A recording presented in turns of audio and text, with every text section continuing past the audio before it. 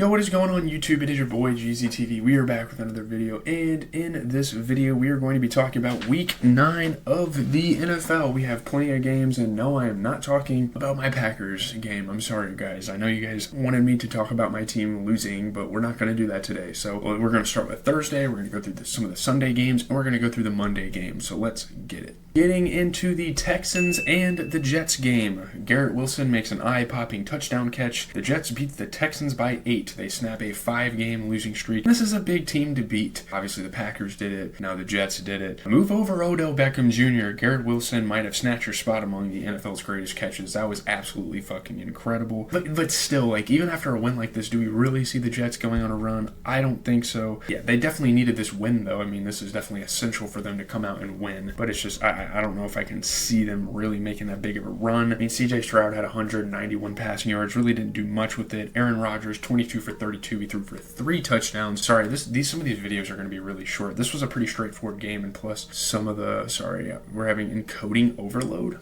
Okay, I'm going to start fucking lagging for no fucking reason. We have Breece Hall going, okay, I don't know. That wasn't that good of a game. Joe Mixon had 106 rush yards and a touchdown. Tank Dell had an insane game, 6 catches for 126 yards. And shout out my boy Devontae Adams. He had 7 catches, 91 yards, and a touchdown. Needed that in my fantasy. Moving on to the Sunday games, we are going to start by talking about the Dolphins and the Bills. Tyler Bass's 61-yard field goal gives Josh Allen and the Bills a thrilling 3-point win over Tua Tagovailoa and the Dolphins. Tyler Bass tuned out the doubts, the ongoing questions about his inconsistency, and the most recent challenge to his job, and he goes out and he wins a big game for the Bills. That was an incredible field goal. Again, this wasn't really a game that I tuned too much into. I really was just spending most of the day watching the Packers game. We had a couple like multi-views going on and stuff, and I definitely watched a little bit of football that day. I think we even watched a little bit of the Sunday game before going to Ken Carson. Yeah, we went to Ken Carson that day. I just uploaded the video. I'm not sure if it's posted anytime soon, but let's get into it. You know, Tua Tagovailoa, 25 for 28. He threw for 2 touchdowns. I mean, ever since Tua has been back, the Dolphins have been playing reasonably well. Josh Allen, 25 for 39. He threw 3 touchdowns. He threw a pick,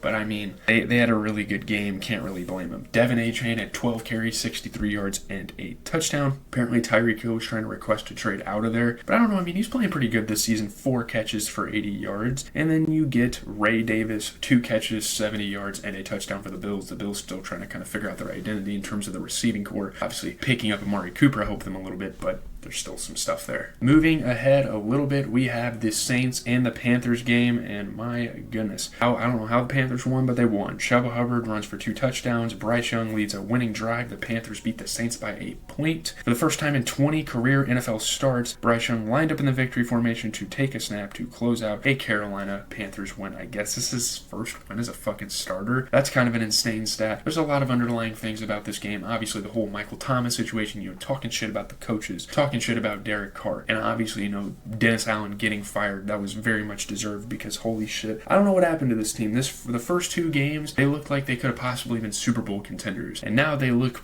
like worse, literally worse than the fucking Panthers. I don't know what's going on here. Derek Carr had a good response in the press conference, and I mean, this game he didn't play bad. 18 for 31, 236 yards and a touchdown. Bryce Young threw 16 for 26, threw for 171 yards, threw for a touchdown. He had a pick, but again, he's still young. He's still trying to kind of figure it out in this league. That's going to happen. Chuba Hubbard had 2 rushing touchdowns. Alvin Kamara, insane game on the ground, 29 carries, 155 yards, as well as 6 catches for 60 yards. Shout out to him. Obviously, it wasn't enough, though. Jatavian Sanders had 4 catches for 87 yards. I don't know where the Panthers are getting some of these players from, but there you have it. Next up, we have Commanders and Giants. I mean, shout out to the Giants for actually keeping this game close. Jaden Daniels leads the Commanders to a 5-point win over the Giants. This is their best start since 1996. Obviously, I mean, shout out to the Commanders fans for thugging it out and really waiting because, wow, they've had some very bad years under their belt. But Jaden Daniels didn't need to throw a Hail Mary on the final play or do something spectacular, really, to lead the Washington Commanders past the Giants. They do just that. Obviously, the Giants aren't that good of a team, but again, you do have to kind of give some credit to the Giants here. They definitely kept in the game. Daniel Jones threw 20 for 26 and had 2 touchdowns. At least he didn't throw an interception. That's something you can always be happy about out of him. Jaden Daniels threw 15 for 22, 209 yards. He threw for 2 touchdowns. Noah Brown, I think that's who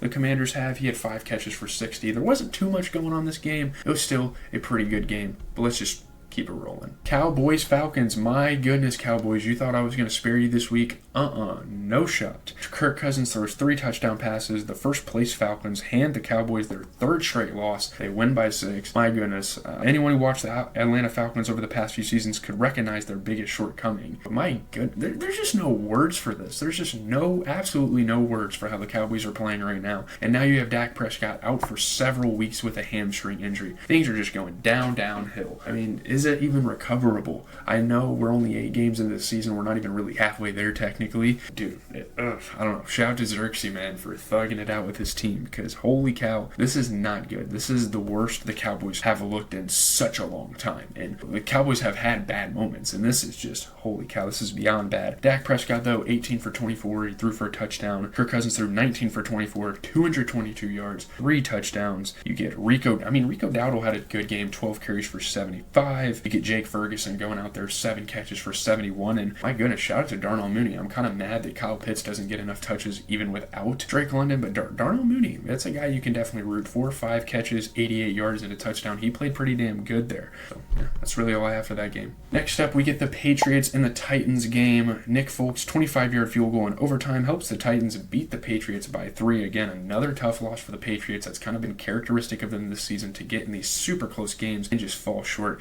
It's extremely unfortunate. Mason Rudolph told first-year Titans coach Brian Callahan not to worry after a rookie quarterback's amazing play with no time left force overtime. So Mason Rudolph has a little bit of experience in the league, and he helps the Titans get their 2nd win of the season. Drake May played pretty decent. I mean, I don't know, 29 for 41. He threw for a touchdown. He did throw 2 picks. Obviously very costly. Mason Rudolph, not a bad game, 20 for 33, 240 yards, 2 touchdowns. He threw a pick. Again, both of those quarterbacks are going to throw a pick. True, are we kidding? Tony Pollard had 128 yards rushing. Drake May, I don't know what's been going on with some of these rookie quarterbacks. Guys like Drake May, guys like Bo Nix getting out for these yards. But Drake May had 8 carries for 95 yards. Absolutely insane. Calvin Ridley had 5 catches for 73, and that's really going to do it for that game. This was obviously pretty poverty, some of the teams that were playing. We have about 4 more games. Let's go. Next up, we have the Jaguars and Eagles game. Again, shout out to the Jaguars. They definitely shouldn't have even been in this game, but they were. Saquon Barkley once again shines with a backward leap. One of the most insane runs I've ever seen. He had 2 touchdowns. The Eagles beat the Jaguars by 5. And Kobe Dean is stockpiling what he calls takeaway balls in Philadelphia's linebackers room at its training complex. So there's some interesting stories kind of going on there with the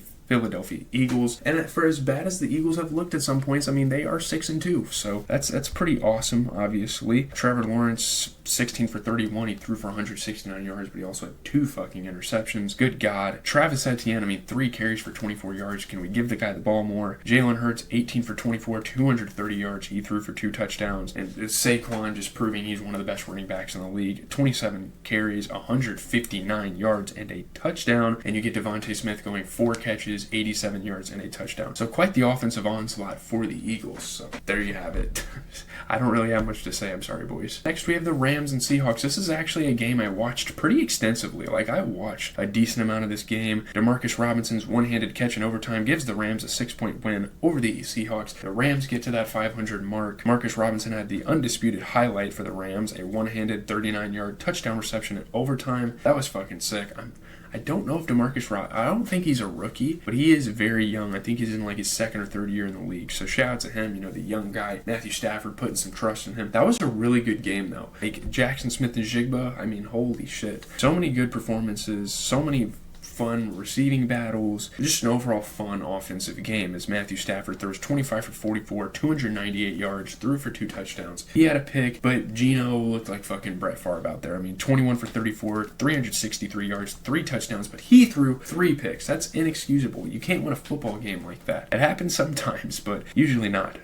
Cooper Kupp had 104 yards receiving, but Jackson Smith and the Jigba was really the highlight of this game. Despite a loss, 7 catches, 180 yards, 2 touchdowns. That guy's getting a team of the week, if you know, you know. Here we go, getting into Sunday Night Football. Colts and Vikings again, another team that really shouldn't have been close in this game, but they were, so that's kind of cool. Sam Darnold throws 3 touchdown passes in the second half. The Vikings overcome 3 turnovers. They beat Joe Flacco and the Colts. They win by 8. Wherever this strong start to the season winds up leading the Minnesota Vikings, it's clear that belief and resilience will be responsible for a significant measure of their success. I mean, this is definitely not this is a very unlikely candidate to have a good game. So it it is really wild. It's pretty crazy to see some of the stuff that the Vikings have been able to pull off. Being 6-2 is absolutely insane. But just kind of looking at things, Sam Darnold, 28 for 34 through 290 yards, 3 touchdowns. He had 2 interceptions, but he was able to easily make that up in the second half and end up having a pretty good game. Joe Flacco, 16 for 27, he threw 179 yards, but he had a pick. He wasn't really playing that good. Obviously, they're going to have to weigh out their options and figure out who they want, him or Anthony Richardson, to start. Jonathan Taylor didn't play that good. But, Josh Downs, just kind of looking at things here. Josh Downs had 6 catches for 60 yards. He's continuing to kind of be a somewhat solid target, and we know Justin Jefferson is guaranteed to have 100-plus receiving yards every game. There's no surprise there. 7 catches, 137 yards. So there's that game. Here we go. Monday Night Football to close out the week. We have the Buccaneers versus the undefeated Chiefs, and unfortunately, the Chiefs remain undefeated. Patrick Mahomes throws 3 touchdown passes. Kareem Hunt scores a touchdown in overtime. The Chiefs beat the Buccaneers by 6. Chiefs coach Andy Reid watched as the Buccaneers drove down the field in the final minute of regulation, and Baker Mayfield threw a touchdown pass that put Tampa Bay within a 2-point conversion of ending Kansas City's perfect start to a season. It didn't happen. Obviously, Kareem Hunt got a touchdown in overtime, and again, we've talked about him a couple of times on the channel. He has been big time. And there's a crazy stat that the Chiefs haven't led for more than half of their games this season or something like that. In terms of time. That's crazy. They're fucking undefeated. They improved to 8-0. Baker Mayfield had a really dope drive. Shout out to Baker. He played his ass off this game. To Miller there. Obviously Taylor Swift is in yay. Travis Kelce scored a touchdown. Celebrate, whatever. Rashad White got a touchdown. Mahomes had some insane passes. I will say this is probably one of the best games Mahomes has had all season. 34 for 44, 3 touchdowns. That was a really good game for him. Baker, 23 for 31. He threw for 2 touchdowns. You get Kareem Hunt going for 106 yards rushing and a touchdown, so that's pretty big. Travis Kelce had 100 yards receiving. Cade Otton got in the end zone. Pretty good game for tight ends. Pretty solid game for running backs as well. Okay, so just kind of closing out the video, that is all for NBA action. I hope you guys enjoyed. Just some updates from the channel. I'm going to try to get that NFL recap done a little quicker than I did last week. I'm not as busy this week, so we're going to try some stuff, get that out. I still have a movie review that I'm going to be working on for Ghostbusters Frozen Empire. I know that's been talked about and gossiped about for a couple of weeks now, but I've actually watched the movie. I need to get my review, my notes formulated, get the video recorded, try to get it edited. We'll see what the week brings. I know I'm not giving you guys so much content lately. I apologize. Every single night, though, that there are NBA games, we are going to be talking about those. All the close ones, I've been trying to do that. Make sure you tune into that, but leave a like, comment, subscribe. As always, it has been your boy GZTV giving you guys NFL recaps. I'm not sure when this video is going to come out to you guys. It could come out this weekend. It could come out in a couple of days. Again, only time will tell. So, peace out, guys.